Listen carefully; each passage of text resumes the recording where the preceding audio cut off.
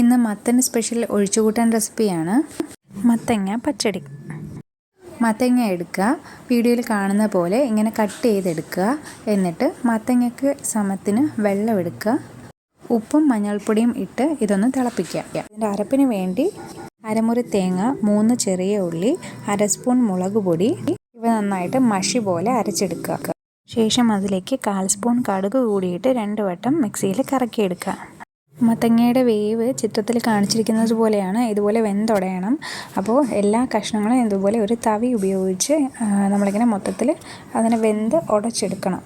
അങ്ങനെ വെന്തുടച്ച് നന്നായിട്ടൊന്ന് കലക്കി മിക്സ് ചെയ്ത ശേഷം ഇതിനകത്തേക്ക് നമ്മൾ നേരത്തെ അരച്ച് വെച്ചിരിക്കുന്ന അരപ്പ് ചേർത്ത് അരപ്പ് മിക്സ് ചെയ്ത ശേഷം ഒന്ന് തിളയ്ക്കണം. അതിനുശേഷം നമുക്ക് കടുക് വറുത്ത് ഇതിനകത്തേക്ക് ഇടാം. അതിനായി വെളിച്ചെണ്ണ എടുക്കുക, അതിനകത്തേക്ക് കടുക്, കറിവേപ്പില, വറ്റൽമുളക്, ചെറിയ ഉള്ളി ഇവ നന്നായിട്ട് കടുക് വറുത്ത് ഇതിനകത്തേക്ക് ഒഴിച്ചു കൊടുക്കുക. മത്തങ്ങ പച്ചടി റെഡി ആയിട്ടുണ്ട്. കുറച്ചുകൂടി നല്ല പഴുത്ത മത്തങ്ങയാണെന്നുണ്ടെങ്കിൽ നല്ല ടേസ്റ്റ് ആയിരിക്കും, ഒരു മധുരവും കൂടി കലർന്ന ഒരു ടേസ്റ്റ് ആയിരിക്കും.